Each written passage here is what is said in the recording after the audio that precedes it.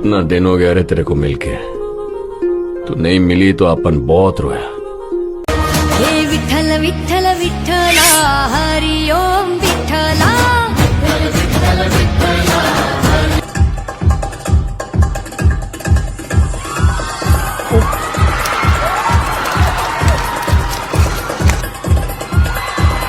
હીરબાઈ ડાંગ ઉઠાવે ઉઠાવે ઉઠાવે। હેલો દોસ્તો, જય શ્રી કૃષ્ણ, જય સ્વામિનારાયણ।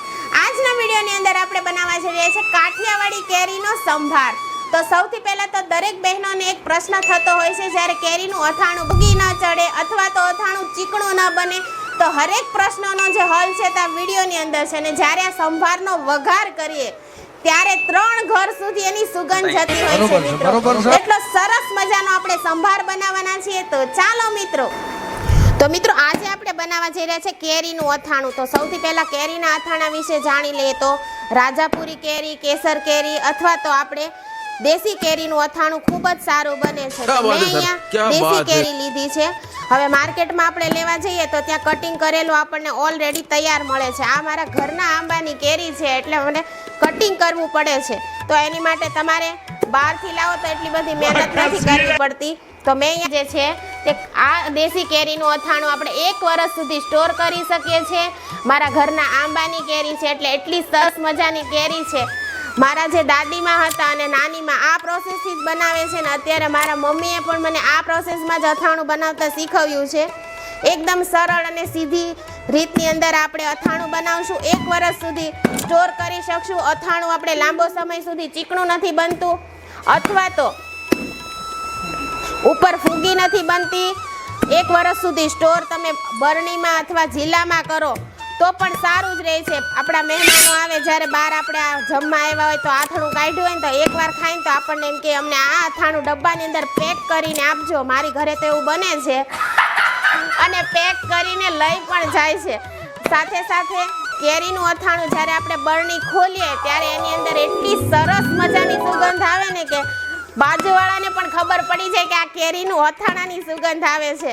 સાથે સાથે બાળકો જ્યારે નાસ્તામાં, બપોરનો સમય હોય, બાળકો જ્યારે નાસ્તામાં લઈ જવી હોય, બરાબર, ક્યારેક આપણે વિચાર કરીએ તો અથાણું અને સાથે ભાખરી આપણે દઈ શકીએ છીએ। અથાણું એટલું સરસ બને છે જેના હિસાબથી બાળકો પણ કોરું ખાઈ જાય છે।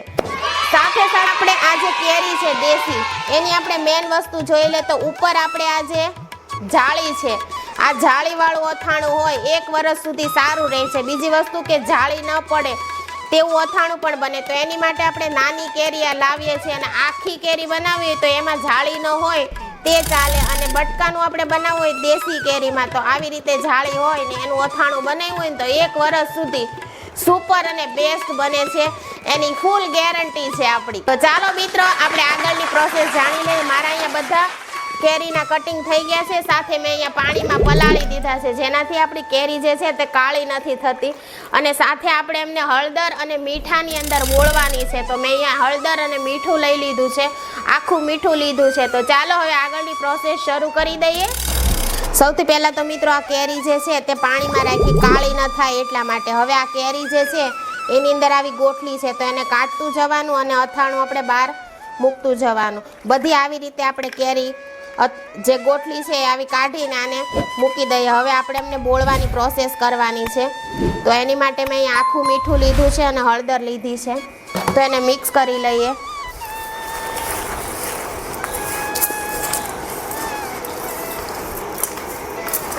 હવે તમે જેટલું ખારું ખાવાનું પસંદ કરતા હો એવી પ્રમાણે લેવાનું છે। આમાં મીઠું બહુ વધારે પણ નહીં, બહુ ઓછું નહીં। મેં આટલું લીધું છે, 5 કિલો કેરી છે એના હિસાબથી મેં આટલું મીઠું લીધું છે। હવે થોડી થોડી કેરી લઈને આની અંદર મીઠું આવી રીતે લેતું જવાનું, પછી એમને મિક્સ કરતું જવાનું, આવી રીતે મિક્સ કરી દેવાનું। જે પ્રમાણમાં મીઠું જોતું હોય એ પ્રમાણમાં લેતું જવાનું અને મિક્સ કરવાનું। તો હવે આપણે અહીંયા થઈ ગયું છે ને એક વધારાની જે આપણે જરૂર ન હોય એવી મેં ડોલ લઈ લીધી છે। આને આપણે 2-3 દિવસ જરૂર ન પડે તો આવી રીતે આપણે ઉપરથી લેવાનું અને એવી રીતે મૂકી દેવાનું। મીઠું જે છે તે નીચે જ રહેવું જોઈએ, ઉપરથી કેરી અને મીઠું અને હળદર ત્રણેય વસ્તુ મિક્સ થઈ ગઈ હોય આવી રીતે આપણે અંદર ડોલની અંદર મૂકતું જવાનું. અહીંયા મીઠું જે છે તે આવી રીતે નીચે પડ્યું રહ્યું છે, બરાબર. હવે આપણે બીજી કેરી લેવાની આની અંદરથી. આની પણ ગોઠલી આપણે કાઢતી જવાની, ચેક કરતું જવાનું. આવી રીતે ગોઠલી હોય તે કાઢી નાખવાની.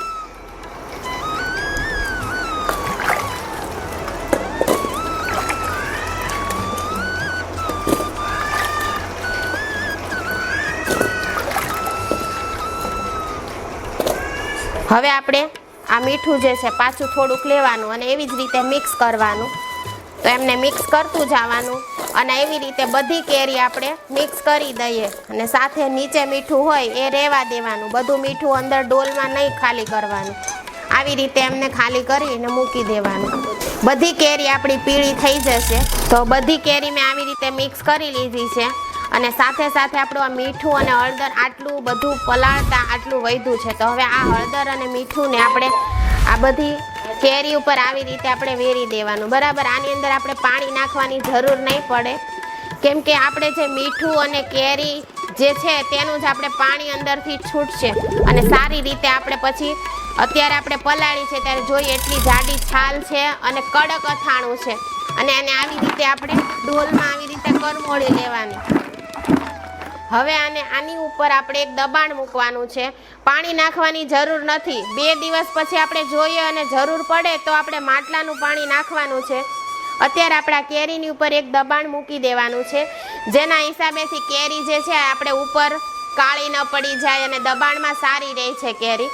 હવે એક આપણે ઢાંકણ જે છે તેને આપણે આવી રીતે ઢાંકી દેવાનું છે. તો ચાલો મિત્રો, હવે આપણે 2 દિવસ પછી મળીએ. રોજે આપણે આને ચેક કરી લેવાનું છે. અને ખાસ એક અગત્યની વાત છે કે તમે જે રજસ્વમાં ધર્મમાં હો તો આ કેરીને આપણે ચેક નહીં કરવાની, કેમ કે એ અથાણું અડવાનું નથી હોતું. કેમ કે એ અથાણું અડવાથી સુધી 1 વર્ષ સુધી આપણું અથાણું સારું નથી રહેતું મિત્રો. એટલે રજસ્વના ધર્મમાં હો તો આ કેરીનું અથાણું તમારે નહીં અડવાનું, એ ખાસ ધ્યાન રાખો. તો મિત્રો, કેરી જે છે તે 2 દિવસ પછી કેવી થઈ છે તે આપણે જોઈ લઈએ. તો કેરી જે છે તે આવી સારી રીતે બોળી અને ઉપર નીચે આપણે આવી રીતે કરવાનું છે.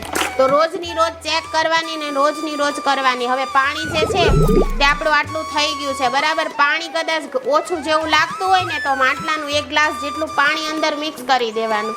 હવે આને 2 દિવસ પછી ચેક કરશું, ત્યાં સુધી આપણે એને અંદર જ રહેવા દેવાની છે. તો મિત્રો, 4 દિવસ થઈ ગયા છે. હવે કેરી જે છે સારી રીતે આપણી અંદર બોળીને સારી રીતે થઈ ગઈ છે. કેરી જે છે પેલા બોળી ત્યારે આવી લીલા કલરની હતી, હવે આવી એકદમ પીળાશ ઉપર આવી ગઈ ને એકદમ મુલાયમ જેવી સારી એવી કેરી થઈ ગઈ છે. આપણી કેરી જે છે તે કાઢવાની હવે શરૂઆત થઈ ગઈ છે. તો કેરીને આપણે પાણી બધું નિતારી અને એક ભાતિયું લેવાનું, એની અંદર આપણે આવી રીતે કાઢવાની. બધી કેરી જે છે તે પાણીમાંથી આવી રીતે આપણે કાઢી અને એને નિતારી દીધી છે. હવે આ જે પાણી છે, આ પાણીને આપણે આની અંદર ખાટું પાણી છે એટલે આ પાણી આપણે 1 વર્ષ સુધી સ્ટોર કરી શકાય છે. આની અંદર આપણે ગુંદા અથવા તો ગરમર જે ખાટા પાણીમાં બોળી શકાય છે. આ પાણી 1 વર્ષ સારું રહે છે. એક બોટલની અંદર આપણે આવી બોટલ હોય વધારાની સારી એવી, એની અંદર આપણે ભરીને મૂકી દેવાનું એટલે સારું રહે છે પાણી અને તમારે પાછું કામ પણ આવે છે.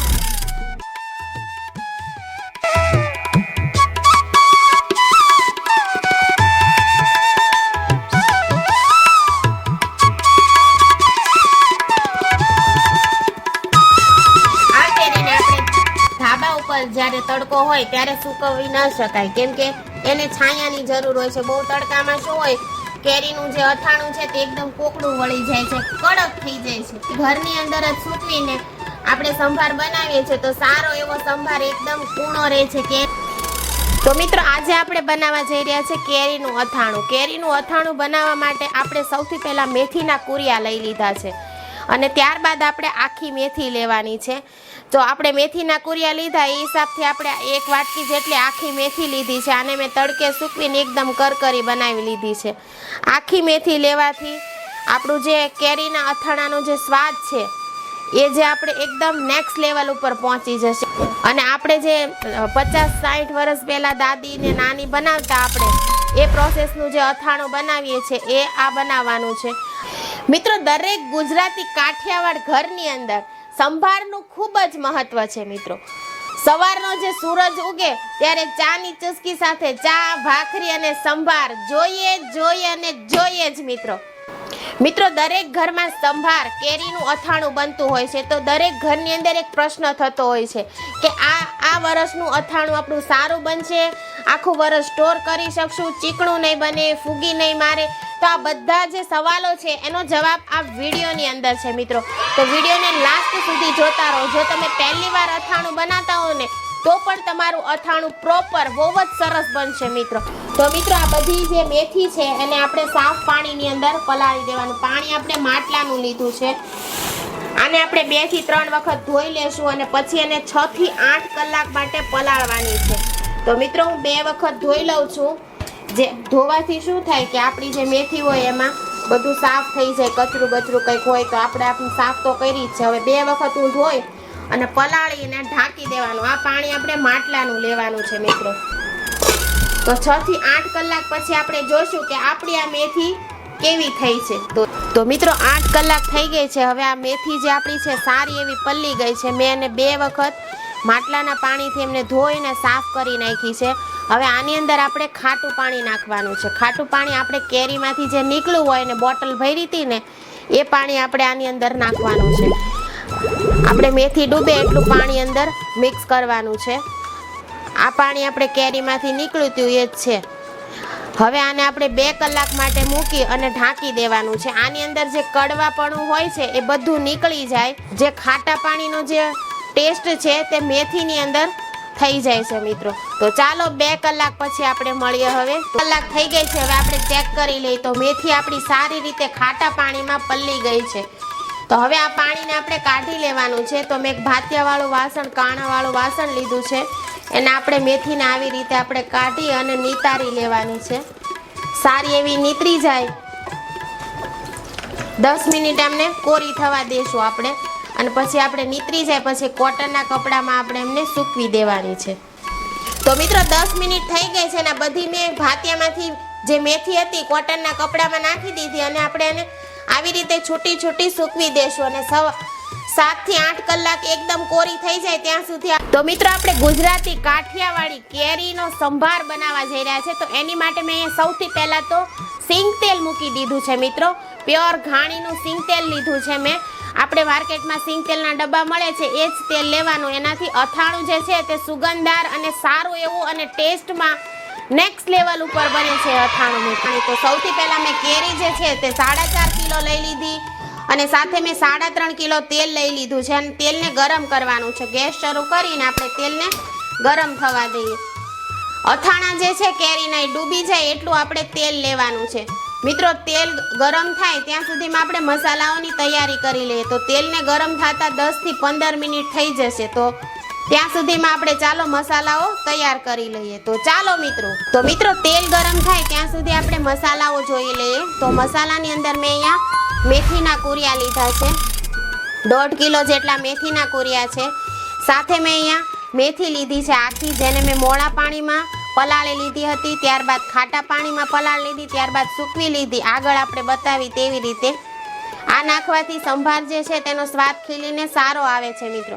ત્યારબાદ મસાલાઓ જોઈ લઈએ. તો અહીંયા સૂકા લાલ મરચાં લીધા છે, ત્યારબાદ તજ લીધા છે, લવિંગ અને ત્યારબાદ તીખા અને મીઠું સ્વાદ પ્રમાણે લેવાનું. આગળ આપણે બોળેલું હતું અથાણું એમાં મીઠું લીધું જ હતું એટલે સ્વાદ પ્રમાણે મીઠું નાખવાનું.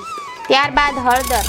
તો હવે આપણે આ બધા મસાલાને એક વાસણની અંદર મિક્સ કરી દઈએ. તો એની માટે મેં અહીંયા સૌથી પહેલાં એક વાસણ લઈ લીધું છે મોટું. ત્યારબાદ મેથીના જે કુરિયા છે તે લઈ લેવાના. મેથીના કુરિયા મેં 1.5 કિલો લીધા છે. જો વધારે તમારે સંભારમાં પસંદ હોય ખાવાના એ પ્રમાણે લેવાના. મેં અહીંયા 1.5 કિલો મેથીના કુરિયા લીધા છે. ત્યારબાદ આપણે આખી પલાળેલી મેથી હતી તે લઈ લેવાની અને આવી રીતે સારી રીતે ગોઠવી દેવાની મેથીને આવી રીતે. ત્યારબાદ આપણે મેથી નાખવાની. એને સારી રીતે ગોળ ગોળ રાઉન્ડમાં ગોઠવતું જવાનું, જેનાથી આપણે તેલનો વઘાર કરીએ તો સારી રીતે બધાની ઉપર સ્વાદ સારો આવે છે. મીઠું લઈ લઈએ. આવી રીતે મીઠું મિક્સ કરી દેવાનું. ત્યારબાદ સૂકા મરચાં લેવાના છે. ત્યારબાદ તજ લેવાના છે. આવી રીતે અલગ અલગ રીતે બધે ગોળ ગોળ આપણે ઉમેરતા જવાના. ત્યારબાદ આપણે લવિંગ લીધા છે. લવિંગ લઈ લઈએ. ત્યારબાદ આપણે તીખા લેવાના છે. મરીને આપણે અધ કચરી ખાંડની દસ્તેથી ખાંડી લીધી છે. થોડીક આખા ભાગી રાખવાની અને થોડીક ખાંડી લેવાની છે. તો મિત્રો હવે ત્યારબાદ તમે હિંગ જો ખાતા હો તો તમારે હિંગનો વઘાર કરવો હોય તો એમાં સારી રીતે હિંગ નાખશો તો સારી રીતે વઘાર સારો બેસશે. હું અહીંયા હિંગ નથી નાખતી કેમ કે અમારા ઘરે કોઈ હિંગ નથી ખાતા એટલે હું નથી નાખતી હિંગ.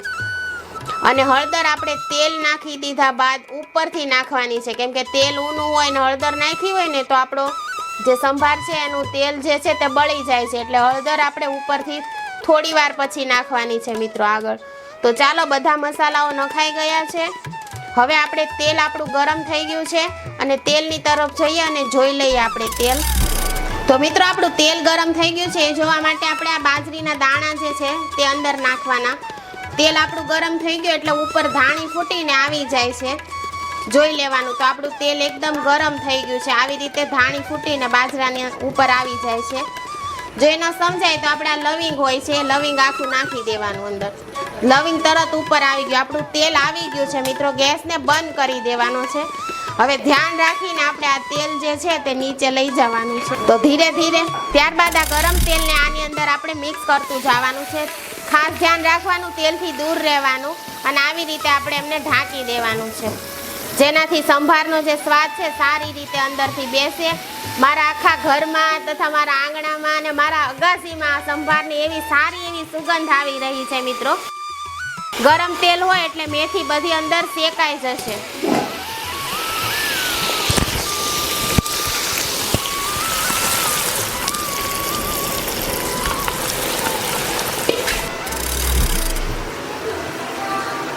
બધું તેલ નાખ્યા બાદ આવી રીતે પછી ગરમ થઈ જાય ત્યારબાદ આપણે એમને ઢાંકણ.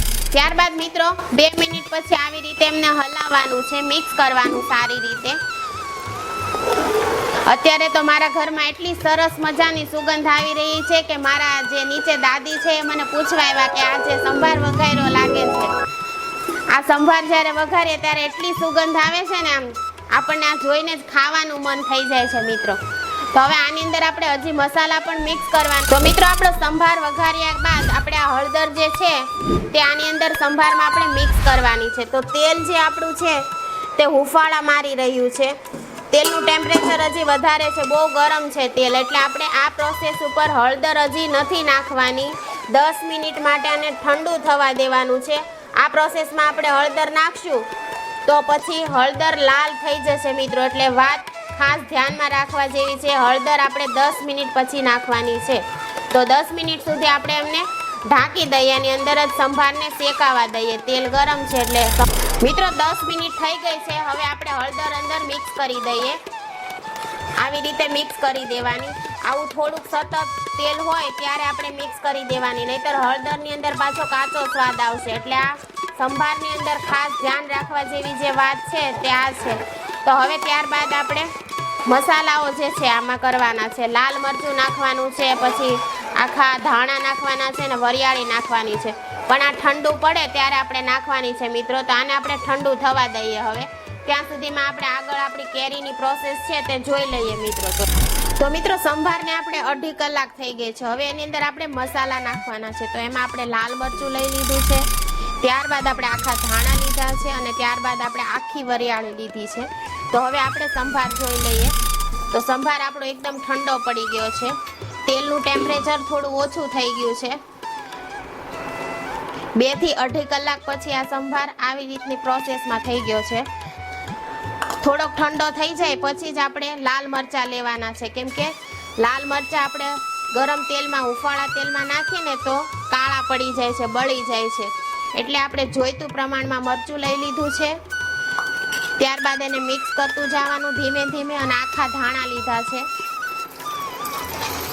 બસ આખા ધાણા લીધા અને ત્યારબાદ આપણે આખી વરિયાળી લીધી છે મિત્રો. હવે બધું અથાણું આપણે મિક્સ કરી લઈએ, સારી રીતે મિક્સ કરી લઈએ. અત્યારે આ જે સંભાર છે એકદમ ઠંડો થઈ ગયો છે અને સારી એવી સુગંધ આવી રહી છે. અત્યારે જોઈને જ એમ થાય છે કે આ સંભાર ક્યારે બનશે અને ક્યારે આપણે આને ખાશું મિત્રો.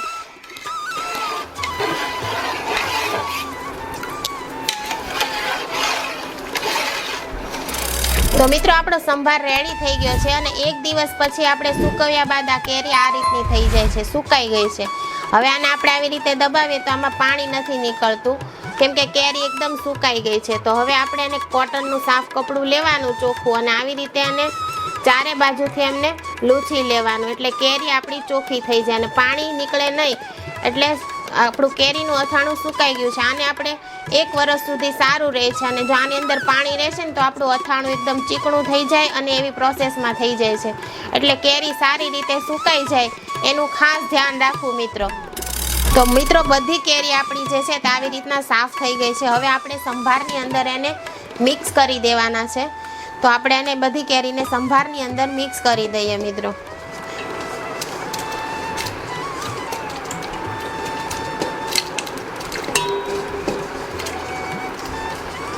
ત્યારબાદ એને મિક્સ કરતું જવાનું છે ધીરે ધીરે.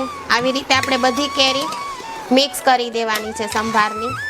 તો મિત્રો બધી કેરી આપણી સારી રીતે મિક્સ થઈ જાય અને પછી ત્યારબાદ આપણે કાચની બરણીમાં ભરીને એને સ્ટોર કરી દેવાની છે મિત્રો.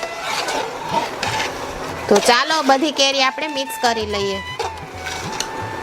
તો મિત્રો આપણે બધી કેરી આવી રીતે અંદર મિક્સ કરતા જઈએ અને આને આપણે 1 દિવસ માટે આમાં જ રહેવા દેવાનું છે કેમ કે આપણે વાસણ પોળું હોય તો એમને મિક્સ કરતા આપણને ફાવે. કાચની બરણીમાં આપણે મિક્સ કરી દેશું તો નહીં આપણને ભાવે. એટલે 1 દિવસ માટે એમને રહેવા દેશું એટલે કેરીની અંદર સારો એવો જે મસાલો છે તે અંદર સુગંધ અને સ્વાદની સાથે બેસી જાય. તો મિત્રો આને 1 દિવસ માટે આપણે ઢાંકી અને મૂકી દઈએ. તો કાલે આપણે જોશું અને પછી બરણીની અંદર મિત્રો આપણે આ સંભારને પેક કરશું મિત્રો. 1 દિવસ પછી જે આપણું અથાણું છે તે આ રીતનું થઈ ગયું છે અને સારી રીતે આપણે મિક્સ કરી દઈએ. એક રાત રાખવાથી બધું કેરીની અથાણાની અંદર સારી એવી બધી મસાલાઓ મિક્સ થઈ જશે મિત્રો. હવે આપણે કાચની એક બરણી લેવાની છે આ રીતની સાફ કરેલી છે સારી રીતે અને આ અથાણાને આપણે કાચની બરણીની અંદર ભરી દઈએ અથવા તો આપણે જિલ્લાની અંદર પણ ભરી દઈએ છીએ. તો ચાલો મિત્રો હવે આ અથાણું કાચની બરણીમાં ભરી દઈએ.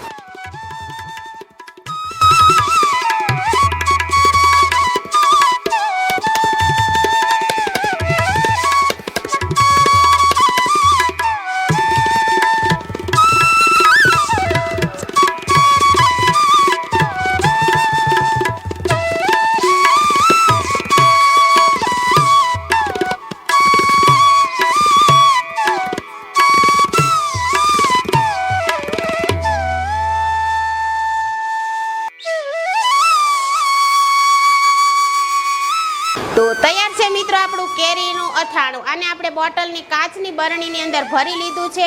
આ કેરી ડૂબે એટલું આપણે ઉપરથી તેલ રાખવાનું છે. જો તેલ હશે ને તો જ તમારી આથણું જે છે તેની અંદર વાસ ન મારશે, ફૂગી ન ચડશે અને ચીકણું ન પડે. આખું વરસ માટે તમારું આ અથાણું સારું રહે છે મિત્રો. તો તૈયાર છે મિત્રો આપણું કેરીનું અથાણું જેને આપણે 1 વર્ષ સુધી સ્ટોર કરીને રાખી શકીએ છીએ, ખાઈ શકીએ છીએ. જોયું ને મિત્રો કેટલો સરસ મજાનો આપણે કાઠિયાવાડી કેરીનો સંભાર બનાવ્યો મિત્રો. એકદમ સીધી અને સરળ રીતેથી આ વિડીયોની અંદર તમને સમજાવ્યું મિત્રો.